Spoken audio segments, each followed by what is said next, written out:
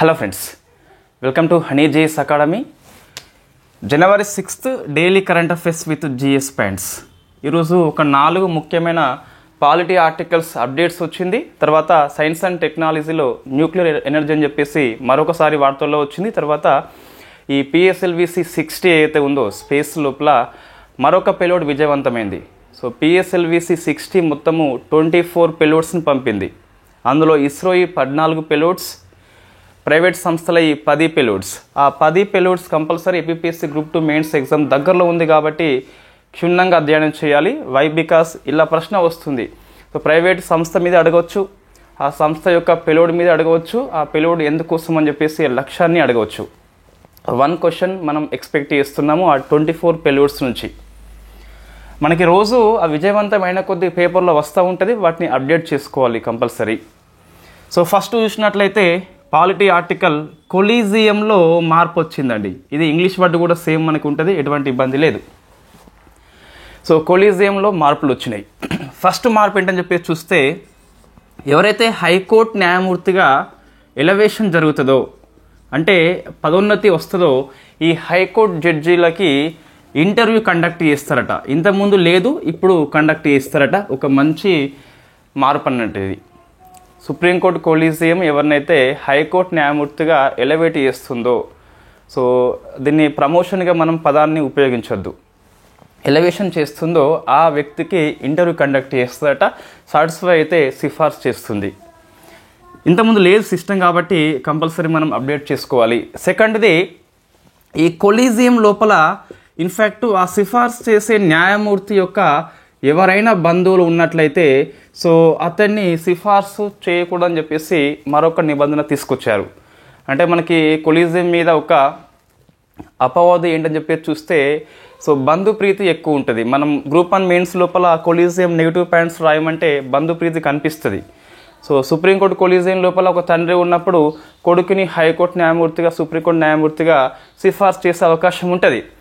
వీలైనంత వరకు బంధువులని సిఫార్సు చేయకూడదు అని చెప్పేసి చెప్పారు. సో వీలైనంత వరకు అంటే చేయొచ్చు అన్నట్టు ఇక్కడ, బట్ మ్యాక్సిమం వాళ్ళని కంట్రోల్లో పెట్టుకోవాలని చెప్పి చెప్పడం జరిగింది. సో మనం ఈ అప్డేట్స్ యొక్క మెరిట్స్ చూసినట్లయితే, ఫస్ట్ది ఓకే అండి, ఇంటర్వ్యూ చేస్తే వాళ్ళ యొక్క సామర్థ్యం తెలుస్తుంది కాబట్టి మంచి ఉద్దేశం అది. సెకండ్ది కొంచెము సో ఇది అంతగా ముఖ్యమైనది కాకపోవచ్చు. వై? బికాస్ ఎస్, బంధుప్రీతి మనకు ఒకటి నెగిటివ్ పాయింట్ అయినప్పటికీ ఆయనకి సామర్థ్యం ఉన్నట్లయితే కేవలం కొలీజియంలో బంధువు ఉన్న కారణంగా మనము రిజెక్ట్ చేస్తే ఆ సామర్థ్యాన్ని మనం తక్కువ చేసినట్టుగా అనిపిస్తుంది.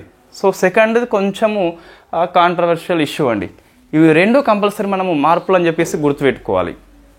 మనకి సోర్స్ ఏంటి అంటే హిందూ పేపర్లో వచ్చింది, ఆల్మోస్ట్ అన్ని పేపర్లో వచ్చింది.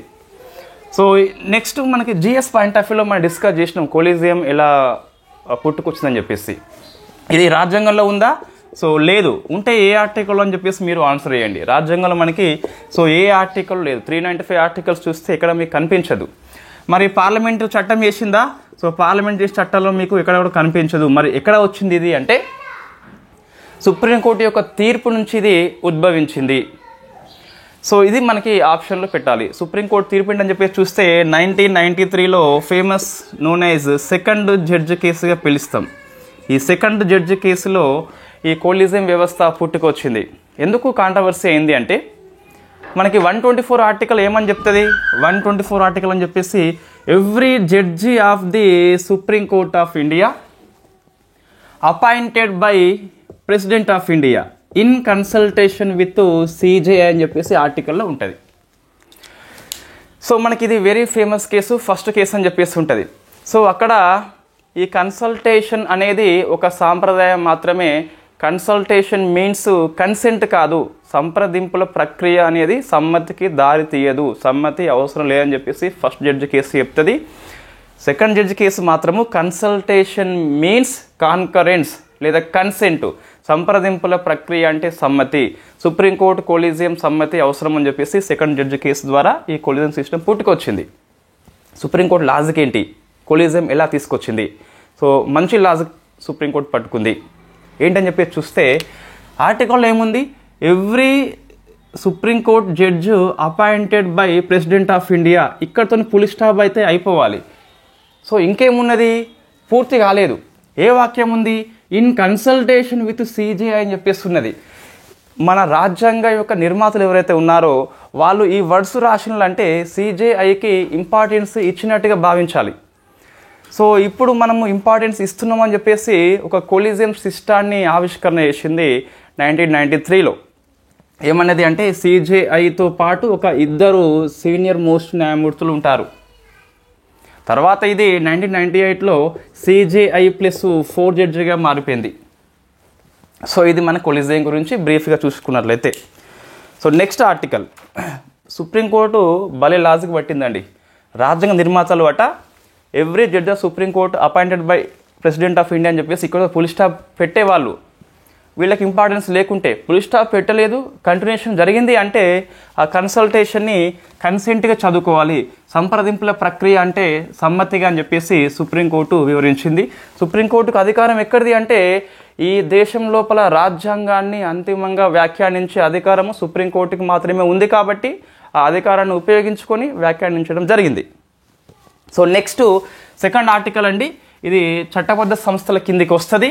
సో భారత్ పోల్ అని చెప్పేసి ఒక పోర్టల్ని మన మినిస్ట్రీ ఆఫ్ హోమ్ అఫేర్స్ గారు ఢిల్లీలో ఉన్న భారత్ మండపం లోపల ఆవిష్కరణ చేయడం జరిగింది.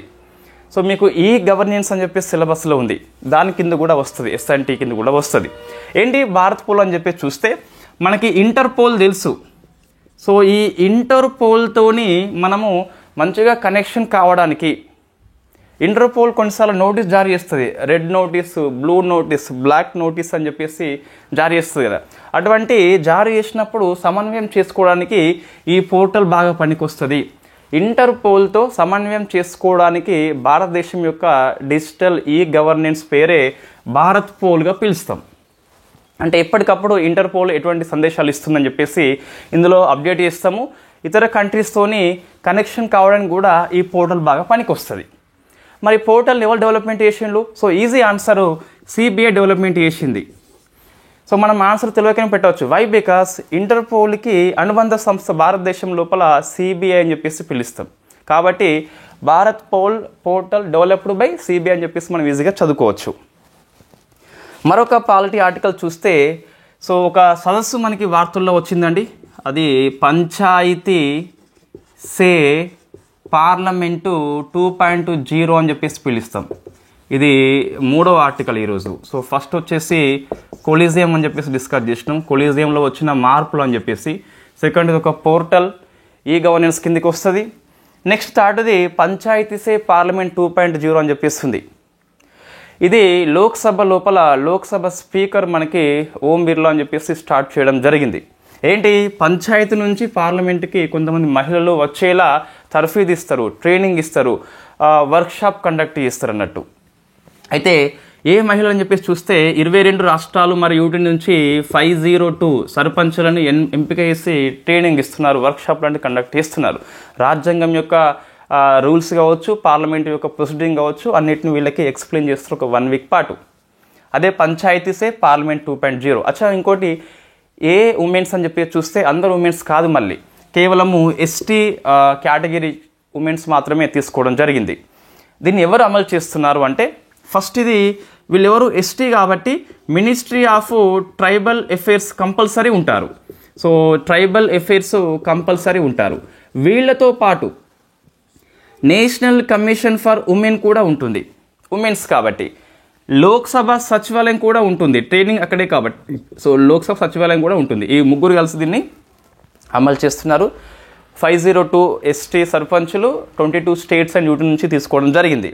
సో మొత్తం మీద చూస్తే పంచాయతీరాజ్ ఇన్స్టిట్యూషన్లో ఎవరైతే ఎన్నికైనలో షెడ్యూల్ తెగల మహిళల కోసం అని చెప్పేసి ఈ స్కీము ఉద్దేశించబడింది. లోక్సభ స్పీకర్ దీన్ని 6 జనవరిన స్టార్ట్ చేయడం జరిగింది. సో నెక్స్ట్ అండి space defence, space articles. So నేను మళ్ళీ చెప్తున్నా, ఐపీపీఎస్ గ్రూప్ 2 మెయిన్స్ వాళ్ళకి పిఎస్ఎల్విసి 60 ఏదైతే ఉందో, సో ఈ 60లో మనకి ఇది పిఎస్ఎల్విసి కాబట్టి 4 స్టేజ్లు ఉంటుంది. సో 1, 2, 3, 4 అని చెప్పేసి ఈ 3 స్టేజ్లు ఉపగ్రహాన్ని కక్షలోకి ప్రవేశపెట్టే సందర్భం లోపల కాలిపోయి కిందికి వస్తుంది. 4th మాత్రం ఇంతకుముందు అంతరిక్షం లోపల శిథిలంగా ఉండిపోయేది, డెబ్రీస్గా ఉండిపోయేది. ఆ డెబ్రిస్గా ఉంచకుండా ఈ ఫోర్త్ని PS4గా పిలుస్తాం. ఈ PSLV యొక్క స్టేజ్ 4ని ఒక ప్లాట్ఫామ్గా చేసుకొని ఒక చిన్న చిన్న ఉపగ్రహాలని ప్రయోగిస్తున్నారు. దాన్ని మనం పోయం అని చెప్పేసి ఒక టెక్నాలజీగా పిలుస్తున్నాం. PSLV ఆర్బిటల్ ఎక్స్పెరిమెంటల్ మాడ్యూల్ అని చెప్పేసి పిలుస్తాం. ఇది 4వసారి ఉపయోగిస్తున్నారు కాబట్టి ఈ 60 లోపల పోయం 4 అని చెప్పేసి ఉంది. ఈ పోయం 4 నుంచి మనకి ఈ 60 అనే రాకెట్ లోపల 24 శాటిలైట్స్ ఉన్నాయి. అందులో ఇస్రోయి 14 ఉన్నాయి. ఆ 14లో వెరీ ఫేమస్ మనం డిస్కస్ చేసినాం క్రాప్స్ అని చెప్పేసి ఉన్నది. దీన్ని విక్రమ్ సారాభాయ్ స్పేస్ సెంటర్ తయారు చేసింది. ఇది కౌపీ అని చెప్పేసి ఒక గింజలు ఉంటాయి, బొబ్బర్ల జాతి అంది. అది మొన్న మొలకెత్తింది కూడా, సక్సెస్ఫుల్ అయిపోయింది. ఇండియాలో ఇస్రో యొక్క ఫస్ట్ జీవ ప్రయోగం అని చెప్పేసి పిలుస్తాం మనం. ఇతర ప్రైవేట్ ఇన్స్టిట్యూషన్స్ ఒక 10ని తీసుకుపోతున్నాయి. అందులో కొన్ని ఫేమస్ మనకి అమిటీ విశ్వవిద్యాలయం అని చెప్పేసి ఇది బొంబాయిలో ఉంటుంది అన్నట్టు. ఇదేమో స్పినాచ్ అనగా పాలకూరని పెంచే ప్రయత్నం చేస్తుంది. ఒక బాక్స్ లోపల మైక్రోగ్రావిటీ వాతావరణం లోపల ఎలా మొక్క అనేది డెవలప్మెంట్ అవుతుంది అని చెప్పేసి అధ్యయనం చేస్తుంది. సో మనము ఈ బొబ్బర్లు అని చెప్పేసి ఫోకస్ చేస్తాం కదా, వాడు అమిటీ అని చెప్పేసి ఇస్తారు అన్నట్టు. సో మనం డిస్కస్ చేసిన January 1 to 5 కరెంట్ అఫైర్స్ లోపల. ఇంకా చూస్తే ఇప్పుడు ఈ 10 లోపల మరొక పిలోడ్ వార్తల్లో వచ్చిందండి. అది రుద్ర అని చెప్పేసి పిలుస్తాం. సో రుద్ర అని చెప్పేసి పిలుస్తాం అన్నట్టు, ఒక పేలోడ్ పేరు. దీన్ని ఏ సంస్థ అంటే బెల్లాట్రిక్స్ అని చెప్పేసి ఈ సంస్థ తయారు చేసింది. సో బెల్లాట్రిక్స్ పిలుస్తాం. సో ఇదేమో ప్రైవేట్ ఇన్స్టిట్యూషన్, ఇదేమో దాని యొక్క పేలోడ్ అని చెప్పేసి ఉంటుంది. ఈ రుద్ర అనేది అంతరిక్ష వాతావరణం లోపల గ్రీన్ ప్రొపల్షన్ సిస్టాన్ని విజయవంతంగా ప్రయోగించింది. సో గ్రీన్ ప్రొపల్షన్ అంటే ప్రొపల్షన్ అంటే ఏంటి, మనకి ఫ్యూయల్ అని చెప్పేసి పిలుస్తాం, ఇంధనం అని చెప్పేసి వస్తుంది కదా. ఆ ఇంధనం నుంచి ఎటువంటి కార్బన్ ఎమిషన్స్ బయటకు రావన్నట్టు. అంతరిక్ష వాతావరణాన్ని కార్బన్ రహితంగా చేయడంలో భాగంగా ఇటువంటి ప్రయోగాలు చాలా ఇన్స్టిట్యూషన్ చేస్తున్నాయి. అందులో ప్రముఖ స్థానము ఈ బెల్లాట్రిక్స్ యొక్క రుద్ర అని చెప్పేస్తుంది పేలోడ్. గ్రీన్ సిస్టమ్ అని చెప్పేసి సక్సెస్ఫుల్ లాంచ్ చేసింది. సో మనకి ఈ 24లో ఫ్రీక్వెంట్లీగా ఈ రానున్న 10 రోజుల్లోగా ఇంకా కొన్ని పేపర్లు వస్తాయండి. ఏమున్నది, ఈ పేలోడ్ సక్సెస్ అయినాక పేపర్లో వస్తుంది, మనం అంతా ఒకటే దగ్గర రాసుకోవాలి. మీరు January 1 to 15 మ్యాగజైన్ని మన యాప్లో పోస్ట్ చేస్తాను. ఈరోజు మనం కోర్సు లాంచ్ చేయాల్సి ఉండే, ఏది ఈ 24 ఇయర్లో సుప్రీంకోర్టు తీర్పులు అని చెప్పేసి ల్యాండ్ మార్క్ అని చెప్పేసి వెరీ ఫేమస్ తీర్పులు ఉన్నాయి. దాన్ని మనము పాలిటీ సిలబస్తో లింకప్ చేస్తూ అధ్యయనం చేస్తాం. అయితే 2 వీడియోస్ మనం నేను చేయడం జరిగింది, అవి ప్రాసెసింగ్లో ఉన్నాయి. సో చిన్న మనకి టెక్నికల్ ఇష్యూ వల్ల ప్రాసెసింగ్లోనే నైట్ నుంచి ఉండిపోయింది. కాబట్టి ఒకసారి యాప్ వాళ్ళతో మాట్లాడి, క్లాస్ ప్లేస్ వాళ్ళతో మాట్లాడి అది సాల్వ్ చేసుకొని నేను కంపల్సరీ దాన్ని పబ్లిష్ చేస్తాను ఆ కోర్సుని. సో అది మీరు తీసుకునే ప్రయత్నం చేయండి. APPS Group 2 మెయిన్స్ వాళ్ళతో పాటు TGPS UPSC వాళ్ళకు కూడా పనికి వస్తుంది. సో మీరు కేసుల గురించి పుస్తకాలు చదివిన అంశాలు వేరు, మనం చెప్పే వ్యూ వేరు. 360 degrees యాంగిల్లో ఆ కేసు అనేది ఎందుకు వచ్చింది, కేసులో ఉన్న సబ్జెక్ట్ ఏంటి, ఏ అంశాన్ని ప్రశ్నిస్తున్నారు, రాజ్యాంగబద్ధ అంశాన్న చట్టబద్ధ అంశాన్న, ఆ కేసు యొక్క పూర్వపరాలు ఏంటి, మన సిలబస్లో ఎక్కడ ఉందని చెప్పేసి, కేసు యొక్క అవుట్కమ్స్ ఏంటి, కేసు యొక్క ఎఫెక్ట్ ఏంటి, అట్లా మనం డిస్కస్ చేద్దాం. ఫైనల్లీ ఆ కోర్సు మనకి 3-4 డేస్లో అయిపోతుంది. మీకు 1 year వ్యాలిడిటీ ఉంటుంది. ఆ 3-4 డేస్ తర్వాత ఒకరోజు మనము దాని మీద టెస్ట్ కండక్ట్ చేస్తాం, ఒక 25 క్వశ్చన్స్కి ఎంతవరకు మనం నేర్చుకున్నామని చెప్పేసి. సో ఇది మనకు space article. Next science and technology others అని చెప్పేసి, సో మనకి న్యూక్లియర్ టెక్నాలజీ మరొకసారి వార్తల్లో వచ్చిందండి. నిన్న అమెరికా ఒక చర్య తీసుకున్నది. సో US NTT అని చెప్పేసి ఒక లిస్ట్ ఉంటుంది వాళ్ళది. ఈ లిస్ట్ నుంచి సో మన బార్కును IGCAR Indira Gandhi centre for atomic research అని చెప్పేసి రెండింటిని మినహాయింపు ఇవ్వడం జరిగింది. సో ఏంటి, what is the US NTT list అంటే, USA యొక్క గూడ్స్ సర్వీసెస్ టెక్నాలజీని విదేశీ సంస్థలు యాక్సెస్ చేయకుండా నియంత్రణ విధిస్తుంది. సో మన ఇండియాలో ఉన్న ఇన్స్టిట్యూషన్స్ ఏవైతే ఉన్నాయో, బాబా అటామిక్ సెంటర్ అని చెప్పేసి, ఇందిరాగాంధీ సెంటర్ అని చెప్పేసి రెండింటికి ఈ లిస్ట్ నుంచి మినహాయింపు వచ్చిందంటే ఆ టెక్నాలజీని మనము యాక్సెస్ చేయవచ్చు. సో మంచి ఒప్పందం మనకి ఇది. ఒకసారి బ్యాక్గ్రౌండ్ చూస్తే ఇది ఇప్పుడు వార్తల్లో వచ్చింది. US యొక్క NTT లిస్ట్ నుంచి బార్క్ IGCAR మినహాయింపు వచ్చింది. Very very famous nuclear development అని చెప్పొచ్చు. మనకు 2008లో సో 1, 2, 3 ఒప్పందం అని చెప్పేసి చేసుకున్నాం కదా. ఈ ఒప్పందం యొక్క కొనసాగింపులో భాగంగానే ఇది తీసుకోవడం జరిగింది. ఏంటి 1, 2, 3 ఒప్పందం చూస్తే 1954 యుఎస్ఏ యొక్క అటామిక్ ఎనర్జీ యాక్ట్ అని చెప్పేసి ఉంటుంది. సో అటామిక్ ఎనర్జీ యాక్ట్ అని చెప్పేసి ఉంటుంది. సెక్షన్ నెంబర్ 123 అని చెప్పేసి ఉంటుంది. సో అక్కడ మనకు న్యూక్లియర్ ఎనర్జీని ఇతర దేశాలకు వాళ్ళు సాంకేతికతను బదిలీ చేయవచ్చు. సో దీని ప్రకారము ఇండియా ప్లస్ అమెరికా ఒప్పందం చేసుకున్నాయి. ఈ ఒప్పందం కొనసాగింపులో భాగంగానే యుఎస్ లిస్ట్ నుంచి 2 సంస్థలు మినహాయింపు వచ్చింది. ఇక మీదట అమెరికా యొక్క టెక్నాలజీని మనము ఉపయోగించుకోవచ్చు, వాడుకోవచ్చు, ఎటువంటి మినహాయింపులు లేకుండా.